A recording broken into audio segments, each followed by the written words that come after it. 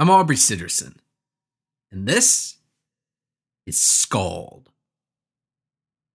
You're about to listen to a single chapter of my ongoing sword and sorcery serial. I've written it to be heard, not read, and there's no music, sound effects, or character actors. It's all me, and I do it in one single, flawless take. We pick up right where we left off last time, so if this is your first episode, you might consider going back to check out some of the previous ones before moving ahead. But there's absolutely nothing wrong with just jumping in right here. That's how you want to do it.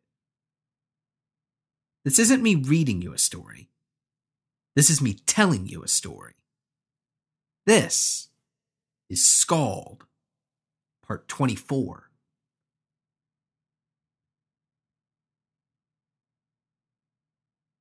Maul stood in a field, afraid to touch anything.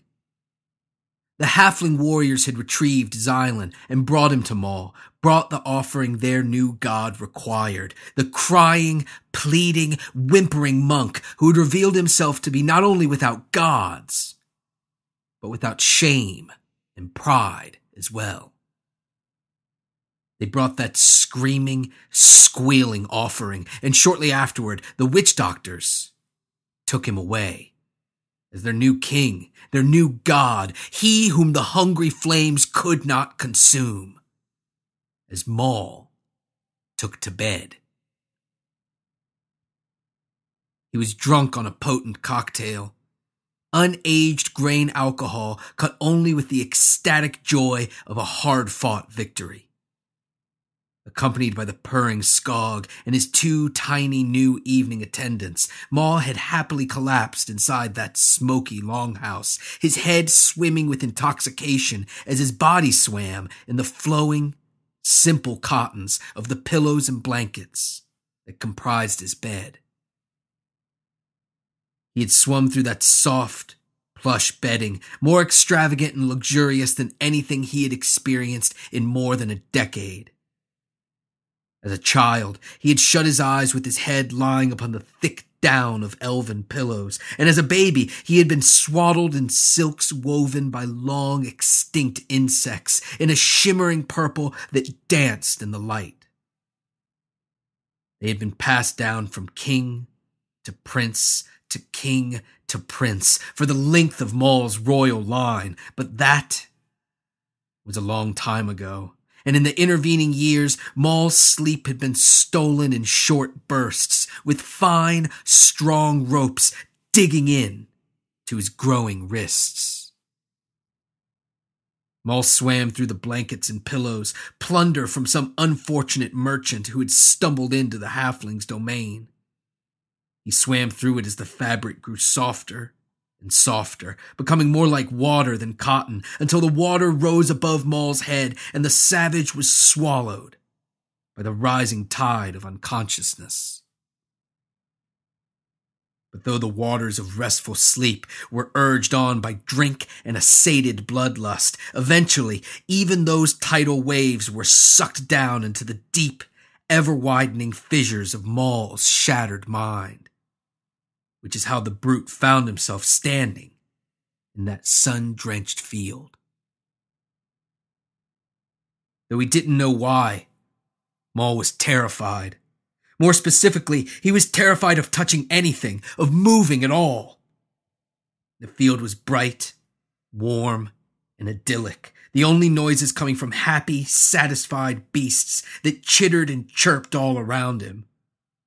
But still, Maul's broken psyche was racked with horror. He stood in the middle of the field with no idea how he'd come to be there, especially since he absolutely knew, without question, without qualm, without even a first thought of a second thought, that if he were to change anything, to do anything to that perfect, fully realized field, it would spell doom for him, the field, for everything. So Maul stood, barely daring to breathe, never venturing to exert the energy needed to counteract his physical demands, to weave his own reality within the shattered dream realm.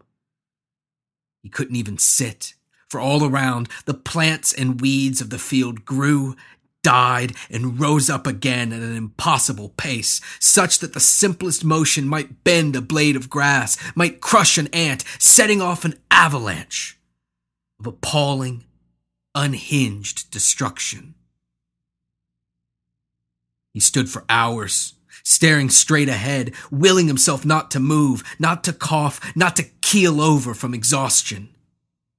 And impossibly, he was still standing when the voice behind him rang out.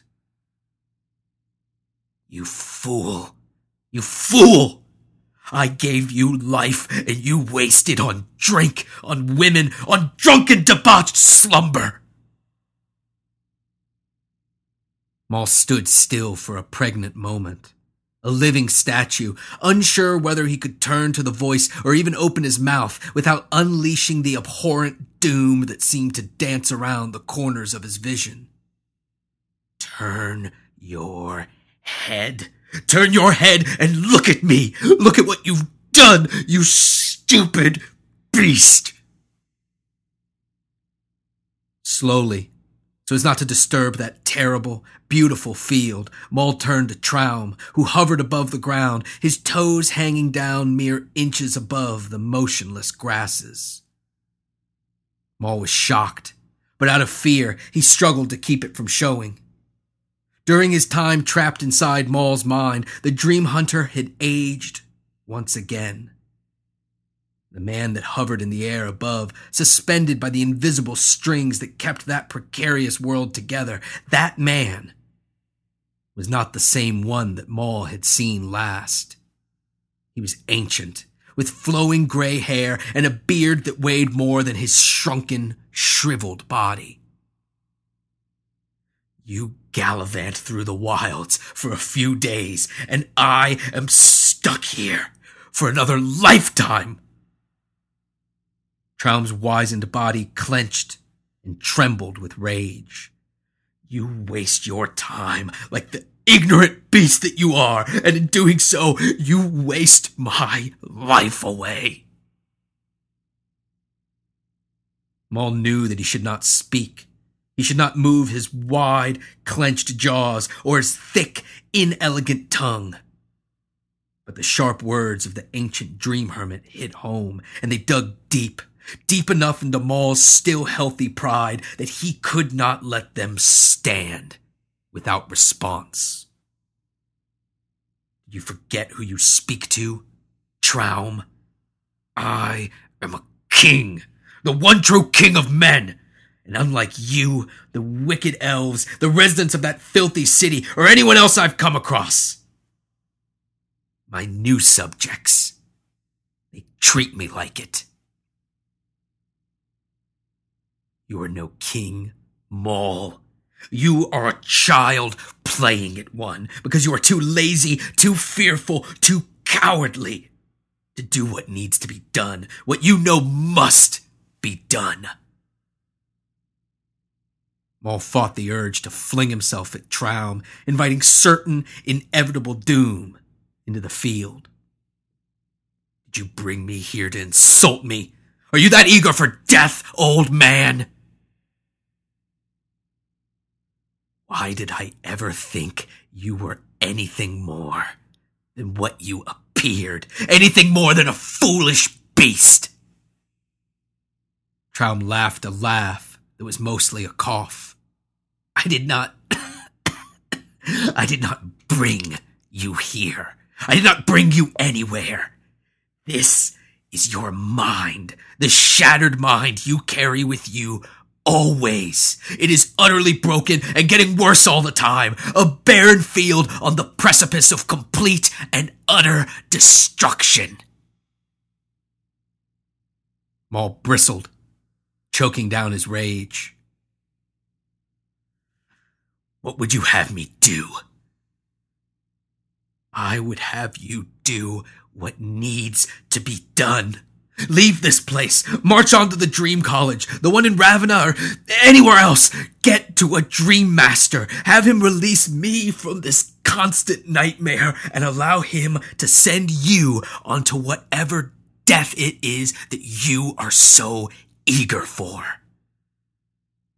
Traum, his dull eyes suddenly flashing, floated closer to Maul, holding out a long, gnarled finger.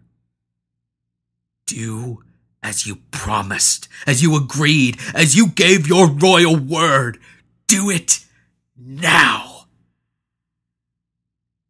I can't leave yet. I don't know the way, and you can't guide me during my waking hours. I need the monk. I need Xylan, and I need him walking. You could have healed the monk the moment he awoke. Me? Heal him? How could I fix him? His legs are shattered. I sent him to the witch doctors. But do you think they'd heal some monk if not commanded by their king, their god? Maul grinned, pleased with himself. You see, I have to be their king. Has your brain gone soft with age, Traum? Now you forget to whom you speak. I see every violent, depraved, imbecilic thought that staggers through this broken landscape you call a mind, just as I see the sprig of the world tree that you keep hidden in your pocket. Maul was flummoxed, caught in a lie from which he could not extricate himself, caught by one who could see the truth. And as so often did, his frustration turned quickly to rage. You don't understand! Maul looked down, briefly, as he felt something brush against his foot. It was an orchid, a rare, single, impossible bloom, a harbinger of beauty, a bellwether of things to come, or of things that might come. And it had forced its way valiantly to the surface of that serene field. Lowering his brows, Maul looked up again, fire blazing in his eyes. You don't understand anything. You know nothing about me, about what I've been through. I know everything, and I know everything about you. Traum floated closer to Maul, close enough that the savage could smell the dusty scent of the hermit's breath, the musty aroma wafting out from his beard. I know that you act strong to cover your weakness. You pretend at bravery to hide your cowardice. Your heart is full of hate. Hate for those who oppose you, hate for those who have found their success, their joy, their peace, and most of all, hate for yourself. Traum grinned widely enough so that even through his thick beard, his yellowed teeth were visible.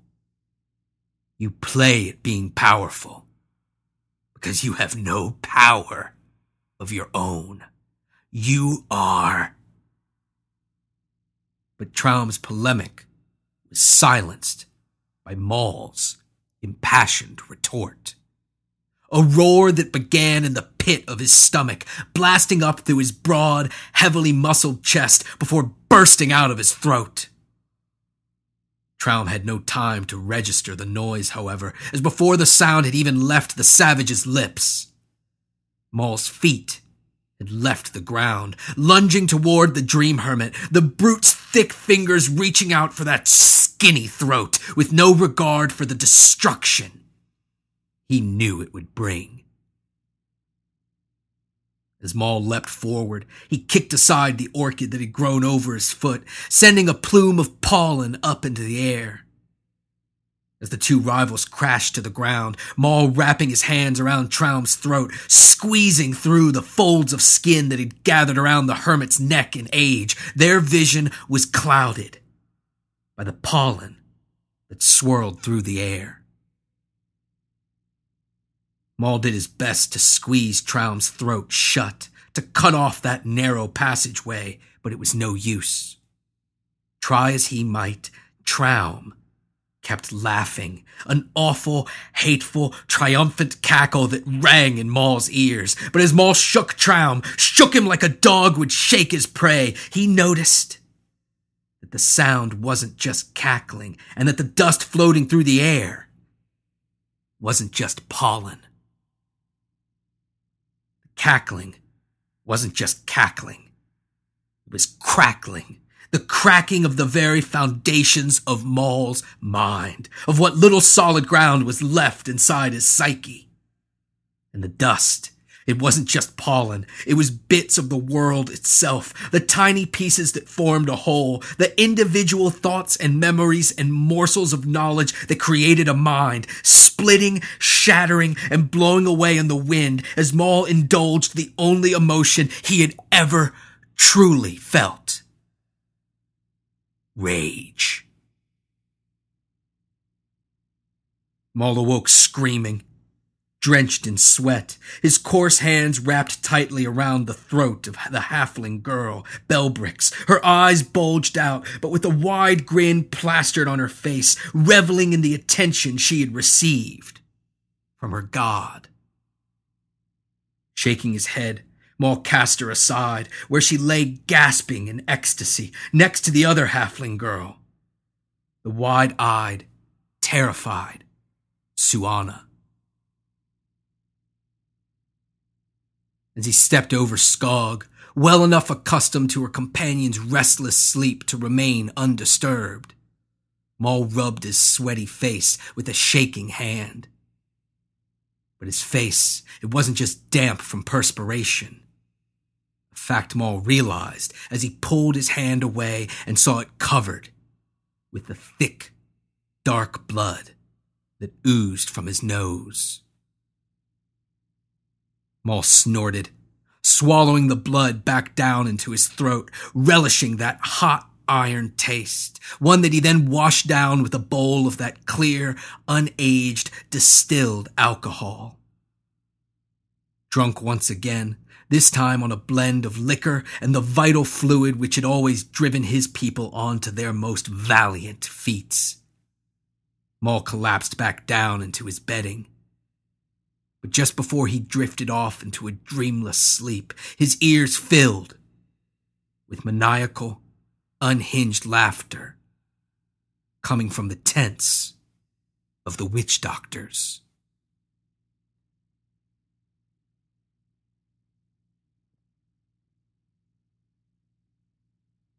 Xylan screamed in agony. The pain came at him from all angles.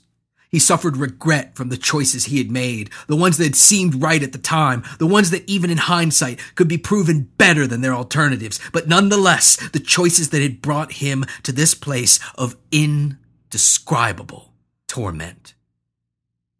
He suffered from fear, unspeakable dread of what the witch doctors would do to him.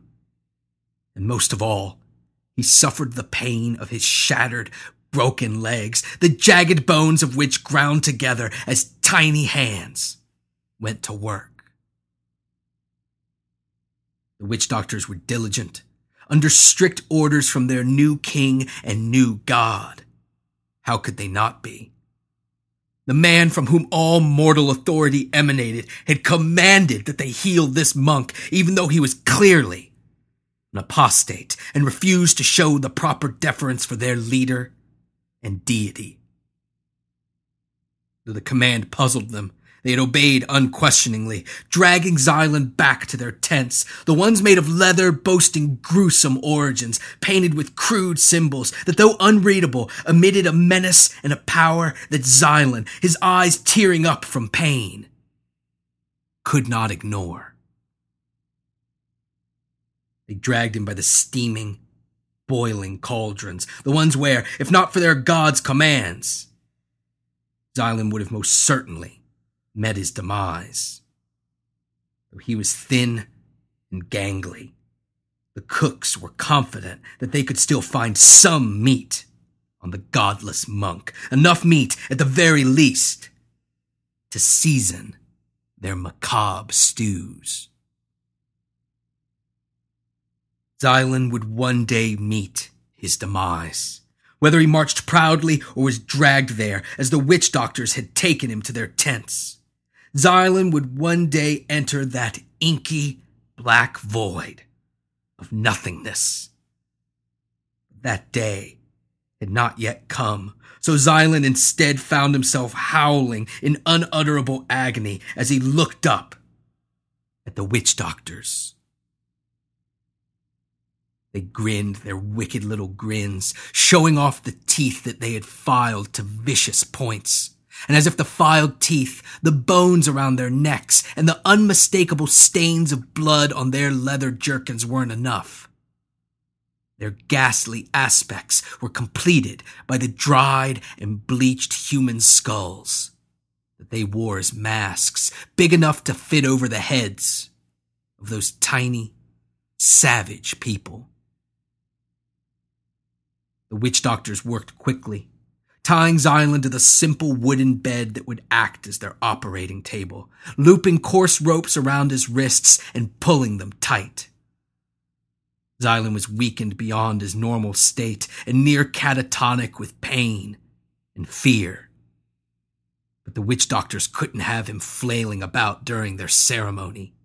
Though their methods were savage and uncouth, they required more concentration and focus than a civilized doctor could imagine. With Xylan held in place, they turned to his twisted, useless legs, and together, with great effort and exertion, they pulled. They shifted position and they pulled again. They braced themselves and they pulled, took wide stances and pulled. And though their shouts were drowned out by the frantic, howling screams of the godless monk, they counted to 3 and they pulled, setting the broken, shattered bones in the most brutal way possible. And when they were done, they moved on to Xylan's second leg. When the bones were set and Xylan lay motionless, his head lolling to the side, gibbering nonsensically, the witch doctors began to prepare for their true art, their magic. The magic of the savage halflings was potent, strengthened by a connection not to nature, but to the primal forces by which even nature must abide. It was a connection that would awe any city-born magician, giving its practitioners access to unimaginable powers, abilities declared impossible by the masters of countless magical schools across the sundered worlds. But all that power came at a cost. Wild halfling magic drew its power from 2 of the most primal, ancient, powerful forces in the universe: causality and balance. And thus, while they could do most anything, could solve most any problem, any effort to push in one direction would require that they pull in another. The scales must even out, and the witch doctors could not give anything without taking away in an equal amount. Such was the cost of the forces they tapped into, causality and balance, second only to that one other, the one best left unnamed, for all our sakes. Xylan's legs were shattered in a way that mere medicine, with its naive, short-sighted reliance upon the world as it is, could never salvage. To repair them, to make the godless monk whole once again, was a great feat, and would require a cost that was just as great. But for the witch doctors, any cost was worth paying when they had been commanded by their new god, the one who had braved the flame and come out unscathed, the one known as Maul. The witch doctors knew, however, that the unconscious belonged more to the world of dreams than of the waking, and thus they traversed a realm with different rules, one where causality and balance had no more sway than the dreamer wished to allow them. Their magic, the powers that they drew from those very forces, could not work on a subject who wasn't fully conscious. So after grinding the fragrant herbs, mixing them together, and splashing them with the same clear liquid that their god so enjoyed, they rubbed the thick gray paste on Xylan's upper lip, allowing its aroma to waft into his nostrils and force his glassy eyes to shoot open into wakefulness. The pain had not abated. Far from it, in fact, as Xylan still suffered so acutely that he was sure he would pass out or die from the torment. But the strange herbs had done their job, and consciousness had taken hold of the godless monk. Xylan didn't know much about the savage halflings of Cliffhome, only what he had been told by that halfling, the one he had met in a tavern years ago, the one that had already proven herself unreliable due to her underwhelming description of the ravine that had swallowed him and Maul whole. But while Xylan couldn't trust everything the halfling had told him over mug after mug of cold ale, and he knew that her views were clouded by the very fact that she had chosen to leave Cliffhome, there was one thing that he knew to be true, one thing that had been confirmed by the monks of his former abbey. Wild halfling magic never comes without a cost.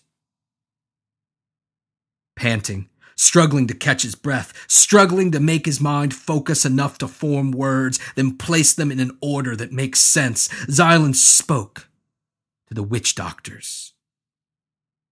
You'll fix my legs? Pausing in his work, one witch doctor smirked, a slight upturn of his lips barely visible beneath his macabre mask. Yes, monk, we'll fix your legs. Our God King demands it. He then returned to his work, joining his brethren in the mumbling of arcane phrases, the lighting of incense, the gesturing of hands, and other pagan rituals that were ancient even before the worlds were sundered. Thank you, but what does it cost? What must I give? This time, none of the witch doctors paused, and none of them spoke. Instead, they only began to move faster as their mumbles became chants, their incense torches, and their gestures wild, obscene dances. Xylan began to struggle against his ropes. What are you doing? What are you doing to me? What will you take from me? Tell me, please.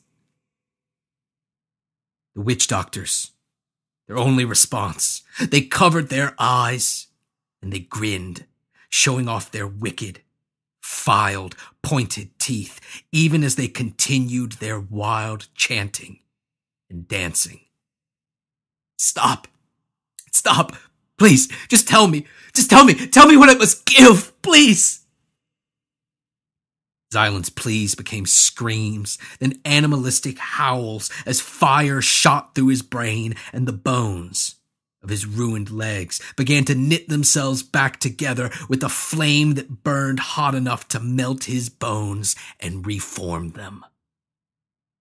Xylan's cries and pleas echoed inside the witch doctor's tent, fueling the ceremony, driving the ritual harder and faster. The godless monk howled like a beast upon the plains, a statement of agony, desire, and arrival, until suddenly, silence.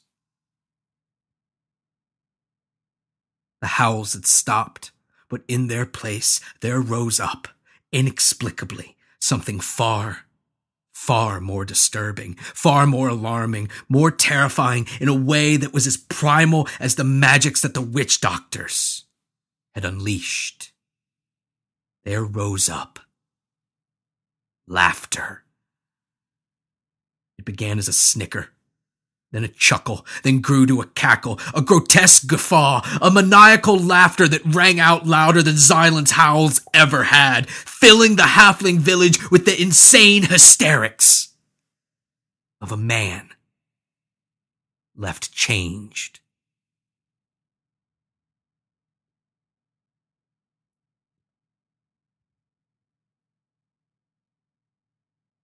If you're enjoying SKALD, please leave a good review on iTunes. It's free, easy, and it helps me out a ton, more than you even know. Plus, if you leave a good one, I'll read it on the show. Big Show's second biggest fan keeps it simple and says, "Great storytelling. Looking forward to the next installment." If you dig the audio version of SKALD, I think you'll really enjoy checking out the prose version, which you can find exclusively on Amazon. Just search for Aubrey Sitterson and SKALD, or use the link down below. It's only $2.99 for the first 16 episodes. Buying the SKALD ebook is a great way to support the show, but the best way is by pledging a small monthly donation on Patreon. Consider it a way to toss a couple bucks my way each month for writing, performing, and producing this weekly show you love. I am all over the internet. Facebook, Twitter, and Instagram, they're all Aubrey Sitterson.